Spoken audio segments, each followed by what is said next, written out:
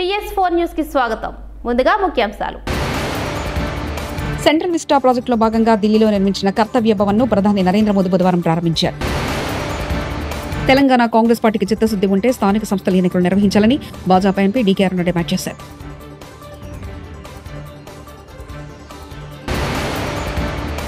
Social మీడియాలో వచ్చే trolls పై తాను మాట్లాడకపోయినా తాను చేసిన మంచి మాట్లాడుతుందని అగ్ర కథానాయకుడు చిరంజీవి అన్నారు. సోషల్ మీడియా జర్నలిస్టులకు మద్దతు తెలిపిన Congress MLA Rajagopal Reddy central vista ప్రాజెక్టులో భాగంగా ఢిల్లీలో నిర్మించిన కర్తవ్య భవన్ను ప్రధాని నరేంద్ర మోదీ బుధవారం ప్రారంభించారు. ఇక్కడ నుంచి కేంద్ర హోంశాఖ, విదేశాంగ, గ్రామీణాభివృద్ధి, పెట్రోలియం, డిఓపేటీ, ఎంఎస్ఎంఈ శాఖలు కర్తవ్య భవన్ నుంచి కార్యకలాపాలు సాగించనున్నాయి. ప్రస్తుతం ఆయా శాఖలు శాస్త్రి భవన్, కృషి భవన్, నిర్మాణ్ భవన్ లో కార్యకలాపాలు సాగిస్తున్నాయి. ఈ భవనాలు ప్రస్తుత అవసరాలు సరిపోకపోవడంతో కేంద్ర ప్రభుత్వం సెంట్రల్ విస్టా ప్రాజెక్టును చేపట్టింది. ఈ ప్రాజెక్టు కింద మరో 10 కార్యాలయ భవనాల నిర్మాణాన్ని 22 నెలల్లో కేంద్ర ప్రభుత్వం పూర్తి చేయనుంది.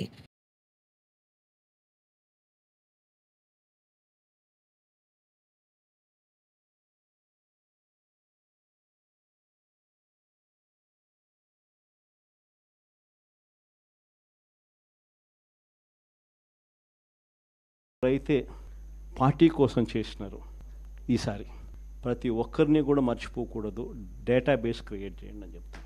ఈ డేటాబేస్ ఆధారంగానే రేపొద్దున ప్రతి ఒక్కరికి కూడా గుర్తింపు అనేది ఉంటుందనేది ఈ సందర్భంగా ఖచ్చితంగా తెలియజేస్తాను. ఇక్కడే కాదు, రాష్ట్ర వ్యాప్తంగా కూడా రాబోయే రోజుల్లో నెక్స్ట్ వీక్ బహుశా ఒక యాప్ కూడా తయారు చేస్తా ఉన్నాం. దాంట్లో కూడా మీ సీనియర్ లాయర్లు అందరూ కూడా దాంట్లో యాప్లో కూడా ఇన్వాల్వ్ అవుతున్నారు. యాప్ తయారీ కార్యక్రమంలో రాష్ట్ర వ్యాప్తంగా వైఎస్ఆర్సీ కార్యకర్తకు ఎవరైనా ఎక్కడ అన్యాయం జరిగినా ఆ యాప్ డౌన్లోడ్ చేసుకొని తన పేరు, తనకు ఏమన్యాయం జరిగింది, తనకు ఎవరి వల్ల అన్యాయం జరిగింది, ఆ అధికారి హోదా ఏమిటి, నీకు జరిగిన అన్యాయం ఏమిటి, ఆటోమేటిక్లీ మన డిజిటల్ లైబ్రరీలోకి వచ్చేస్తుంది. ఇక్కడ వచ్చిన తర్వాత రేపొద్దున మనం అధికారంలోకి వచ్చిన తర్వాత వీళ్ళందరి మీద రేపొద్దున జగన్ 2లో ఎవడెవడైతే అన్యాయం చేసినాడు, ఎవడెవడైతే అధికారి తన అధికారాన్ని దుర్వినియోగం చేశాడు, ఎవడెవడైతే అన్యాయంగా మనుషులను చిత్రహింసలు పెట్టారు, వాళ్ళందరినీ కూడా రేపొద్దున చట్టం మీద నిలబడతాం. చట్టం తన పని తాను చేసుకొని పోతుంది. ఎందుకంటే ఈరోజు చూస్తూ ఉన్నాం ఇవన్నీ కూడా. ఈరోజు లాయర్లుగా మనం పోయి వాదించే కార్యక్రమం ఏదైతే మనం చేస్తూ ఉన్నాము అని అంటే, ఎవరి తరపున మనం వాదిస్తున్నాము అని అంటే నిజంగా దెబ్బతిన్న వారి తరపున వాదిస్తూ ఉన్నాం. ఆ దెబ్బ అనేది ఎంత తీవ్రంగా కనిపిస్తూ ఉంది అని అంటే, దొంగ కేసులు పెడతా ఉన్నారు, అందులో నుంచి దొంగ సాక్ష్యాలు పుడతా ఉన్నాయి. దొంగ సాక్ష్యాల ఆధారంగా మనుషులను తీసుకొని పోయి జైల్లో పెడతా ఉన్నారు. జైల్లో నుంచి ఆ మనిషి బయటకు వచ్చేసరికి ఆ కేసు అయిపోయేసరికి మరో కేసు. నిజంగా ఈ వ్యవస్థ లేకన్నది మార్పు అనేది రావాలా. అధికారం ఉంది కదా అని చెప్పి, యూనిఫామ్ ఉంది కదా అని చెప్పి దుర్వినియోగం పరచడం అన్నది ఎంతటి బాధ కలిగిస్తుంది అటువైపున వ్యక్తికి కూడా అన్నది ఇటువైపున వ్యక్తికి కూడా అర్థం కావాలి. అర్థం కావడానికి అందుకనే లాయర్లు చేయించిన ఈ యాప్ని మనందరి సమక్షంలోనే నెక్స్ట్ వీక్ అది కూడా లాంచ్ చేసే కార్యక్రమం కూడా చేస్తాం. రాష్ట్ర వ్యాప్తంగా ఈ కార్యక్రమాలన్నీ చేసే ప్రతి విషయంలో కూడా మరొకసారి మళ్ళీ చెప్తా ఉన్నా, తెలంగాణ కాంగ్రెస్ పార్టీకి చిత్తశుద్ధి ఉంటే స్థానిక సంస్థల ఎన్నికలు నిర్వహించాలని భాజపా ఎంపీ డీకే అరుణ డిమాండ్ చేశారు. ఎన్నికల ముందు ప్రజలకు ఇచ్చిన హామీలను అమలు చేయలేక భాజపాను నిందిస్తుందన్నారు. తెలంగాణలో కాంగ్రెస్ పార్టీ ప్రజల విశ్వాసాన్ని కోల్పోయిందని, అందుకే బీసీ రిజర్వేషన్ల పేరుతో మరోసారి డ్రామాలు చేస్తుందన్నారు. స్థానిక సంస్థల ఎన్నికల్లో కాంగ్రెస్ కు ఓటమి భయం పట్టుకుందని, అందుకే భాజపాపై బురదల్లే ప్రయత్నం చేస్తుందంటూ ఆగ్రహం వ్యక్తం చేశారు. ఈ రోజు గ్రామ పంచాయతీలకు ఎన్నికలు లేక ఈ పార్టీ అధికారంలోకి వచ్చిన నాటి నుంచి ఇప్పటికి కూడా ఎన్నికలు జరపలేనటువంటి పరిస్థితిలో ఇవాళ ఉన్నది. గ్రామ పంచాయతీలకు నిధులు రాక గ్రామ పంచాయతీల అభివృద్ధి పనులు నిలిచిపోయేటటువంటి పరిస్థితిలో తెలంగాణలో ఏర్పడింది. సో ఇది కేవలం బీసీల యొక్క ఓట్లను రాలగొట్టడానికి బీసీ మాట, బీసీ పదం వీళ్ళు మాట్లాడుతున్నారు కానీ వీళ్లకు బీసీలకు రిజర్వేషన్ ఇచ్చేదాని పట్ల చిత్తశుద్ధి లేదు. గతంలో ఎప్పటి నుంచో వీళ్ళకు బీసీలకు వ్యతిరేకమే. కేవలం ఓటు బ్యాంక్ రాజకీయాలు చేయడంలో తప్పితే బీసీలకు ఏనాడు కూడా కాంగ్రెస్ పార్టీ అండగా నిలిచింది లేదు. ఇవాళ ఢిల్లీలో వచ్చి ధర్నాలు చేస్తాం, అది చేస్తాం, ఇదేదో భారతీయ జనతా పార్టీ మీద నెపం నెట్టండి ఇంకా డ్రామా చేస్తే తెలంగాణ ప్రజలు గాని, తెలంగాణ బీసీలు గాని అమాయకులు ఎవరు లేరు. ఇక్కడ కేవలం ప్రజలని మోసం చేయడమే లక్ష్యంగా పెట్టుకున్నది ఇలా కాంగ్రెస్ పార్టీ. అవగాహన రాహిత్యం ఒక పక్క, కేవలం ఇవాళ తెలంగాణ రాష్ట్రంలో 6 హామీలని అధికారంలోకి వచ్చి ఆ 6 హామీలని నెరవేర్చకుండా ప్రజలను మోసం చేసి మళ్ళీ ఇప్పుడు బీసీ రిజర్వేషన్లని మళ్ళోసారి మోసం చేయడానికి ప్రయత్నిస్తా ఉంది. స్థానిక సంస్థల్లో గెలుపు మీద నమ్మకం లేక ప్రజల విశ్వాసాన్ని కోల్పోయినటువంటి కాంగ్రెస్ పార్టీ ఇవాళ భారతీయ జనతా పార్టీ మీద ఇదేదో రిజర్వేషన్లు వాళ్ళు చేయదలుచుకున్నట్టు, భారతీయ జనతా పార్టీ అడ్డుకుంటున్నట్టు ఈ డ్రామాలన్నీ కట్టిపెట్టి మీరు ఎంబడే ఎన్నికలు జరపండి, ఎంబడే మీరు ఇచ్చిన మాటను నిలబెట్టుకోండి. అంతేగాని భారతీయ జనతా పార్టీ మీద నెపం నెట్టడం గాని తప్పించుకునేటువంటి ప్రయత్నం చేస్తే తెలంగాణ బీసీలంతా కూడా మీరు చేసినటువంటి ఈ యొక్క ద్రోహం ఏదైతే ఉందో, ఏదైతే మోసం ఏదైతే ఉందో ప్రతి ఒక్క బీసీ కూడా గమనిస్తామని తెలియజేస్తాను. మీకు చిత్తశుద్ధి ఉంటే ఎంబడే ఎన్నికలు, స్థానిక సంస్థలకు ఎన్నికలు పెట్టండి. మీరు ఇచ్చిన మాట ప్రకారం 42% రిజర్వేషన్ బీసీలకు ఇవ్వండి. మరోసారి వివాదాస్పద వ్యాఖ్యలు చేసిన మంత్రి కొండా సురేఖ ఈసారి ఏకంగా రాష్ట్రపతి ద్రౌపది ముర్ము పైన పార్లమెంటు కొత్త భవనం ప్రారంభోత్సవానికి రాష్ట్రపతి ద్రౌపది ముర్ము వితంతు మహిళ అని మోదీ పిలవలేదు, ఆమె దళిత మహిళ అని అయోధ్య రామమందిర ప్రారంభోత్సవానికి సైతం పిలవలేదు. బీజేపీ నాయకులకు నరనరాల్లో కులపిచ్చి పాతుకుపోయిందంటూ మంత్రి సురేఖ సంచలన వ్యాఖ్యలు చేశారు. ఈ రోజు మన ప్రెసిడెంట్ గారు ఒక ఎస్సీ మహిళ, మరి ఆమెను కనీసం పార్లమెంటు కొత్త భవనం ఓపెనింగ్ చేసేటప్పుడు కూడా మోడీ ఆమెను పిలవలేదు. ఎందుకంటే ఆమె వీడో అని చెప్పి ఆమెను పిలవలేదు. మరి ఎక్కడైతే అయోధ్యలో రాముడి గుడి ఓపెనింగ్ ఉందో అక్కడికి కూడా ఆమెను పిలవలేదు. ఎందుకంటే ఆమె ఎస్సీ అని పిలవలేదు. అంటే ఈ రోజు నరనరాన బీజేపీలో కులాల యొక్క రక్తం యొక్క మరి ఆలోచనలు పాతుకుపోయి ఉన్నాయి. అంటే బెట్టింగ్ యాప్స్ వ్యవహారంలో ఎన్ఫోర్స్మెంట్ డైరెక్టర్ ఈడీ విచారణ ముమ్మరం చేసింది. ఈ కేసులో సినీ నటుడు విజయ్ దేవరకొండ బుధవారం ఈడీ కార్యాలయంలో విచారణకు హాజరయ్యారు. బెట్టింగ్ యాప్ల నుంచి తీసుకున్న పారితోషికం, కమిషన్లపై విజయ్ను ఈడీ అధికారులు ప్రశ్నిస్తున్నారు.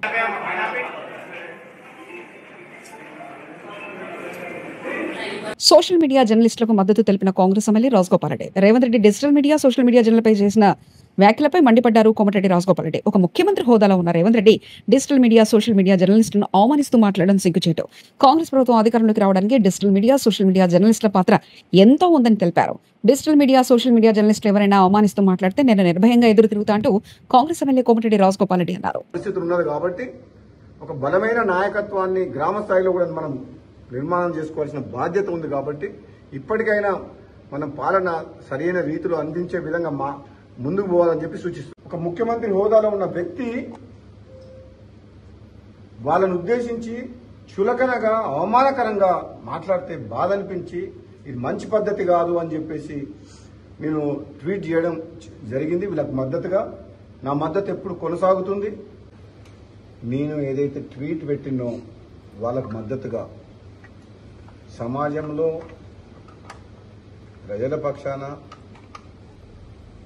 పనిచేస్తున్న వాళ్లకు తెలంగాణ ఉద్యమ సమయంలో చేసిన వాళ్ళ కృషిని అభినందిస్తూ వాళ్ళకు బాసటగా నిలవాలని చెప్పి గత 2 రోజుల క్రితం ఒక ట్వీట్ చేయడం జరిగింది. డిజిటల్ మీడియా సోదరులందరినీ కూడా గౌరవించుకోవాలి తప్పితే అవమానించడము సబబు కాదు అని చెప్పేసి నా అభిప్రాయాన్ని నిస్సందేహంగా, నిర్మోహమాటంగా, నిర్భయంగా ట్వీట్ ద్వారా తెలియజేయడం జరిగింది. అందరం కలిసికట్టుగా డిజిటల్ మీడియా సోదరుల పాత్ర కూడా ఉంది దాంట్లో. అందరం కలిసి ఈరోజు ప్రభుత్వాన్ని ఏర్పాటు చేసుకున్నాం. ఇటువంటి తరుణంలో సోషల్ మీడియాలో వచ్చే ట్రోల్స్ పై తాను మాట్లాడకపోయినా తాను చేసిన మంచి మాట్లాడుతుందని అగ్ర కథానాయకుడు చిరంజీవి అన్నారు. ఫీనిక్స్ ఫౌండేషన్ భాగస్వామ్యంతో ఏర్పాటు చేసిన బ్లడ్ డొనేషన్ డ్రైవ్ కు చిరంజీవి, తేజ సజ్జా ముఖ్య అతిథులుగా హాజరయ్యారు. రక్తదానాన్ని గొప్పతనాన్ని వివరించారు. నేను కొన్ని రోజులుగా రాజకీయాలకు పూర్తిగా దూరంగా ఉంటున్నా. ఈ మధ్య ఓ నాయకుడు నన్ను ఆకారంగా మాటలన్నారు. ఆ తర్వాత ఆయన ఓ ప్రాంతానికి వెళ్తే అక్కడ ఓ మహిళ ఆయనకు ఎదురు తిరిగింది. ఒకప్పుడు చిరంజీవి బ్లడ్ బ్యాంక్ ద్వారా ఆమె బిడ్డ ప్రాణాలు నిలిచాయని, అందుకే నేనంటే ఆమె గౌరవం అని తెలిపింది. మనల్ని ఎవరైనా మాటలంటే మనం చేసిన మంచి సమాధానం చెప్తుంది. అందుకే నేను ఎప్పుడు దేనికి స్పందించినట్టు అంత అవసరం కూడా నాకు లేదంటూ చిరంజీవి వ్యాఖ్యానించారు.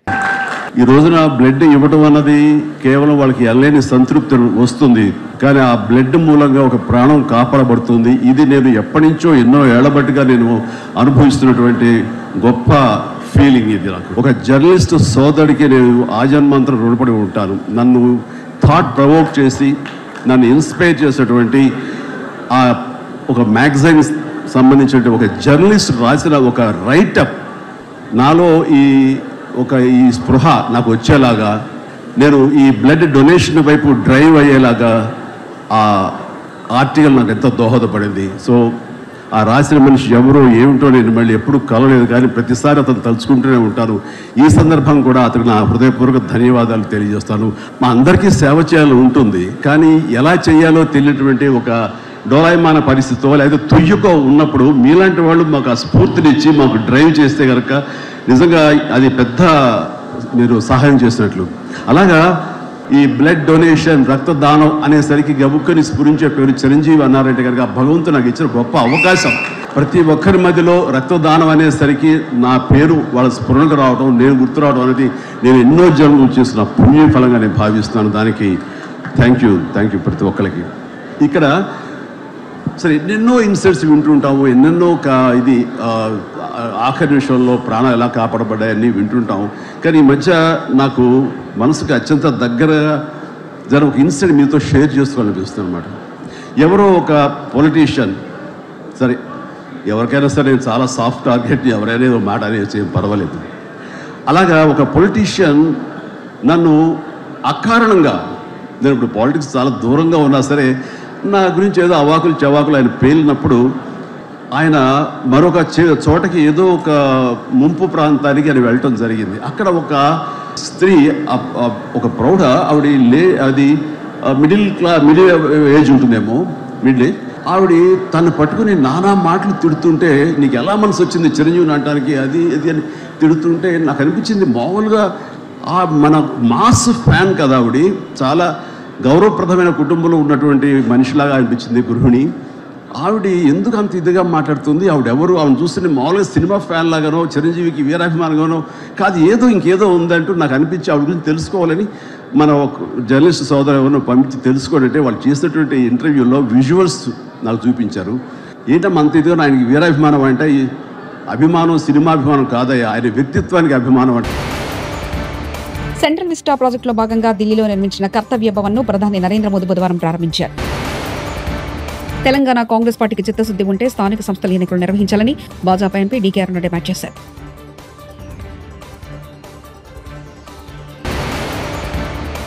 సోషల్ మీడియాలో వచ్చే ట్రోల్స్ పై తాను మాట్లాడకపోయినా తాను చేసిన మంచి మాట్లాడుతుందని అగ్ర కథానాయకుడు చిరంజీవి అన్నారు. సోషల్ మీడియా జర్నలిస్టులకు మద్దతు తెలిపిన కాంగ్రెస్ ఎమ్మెల్యే రాజగోపాల్ రెడ్డి.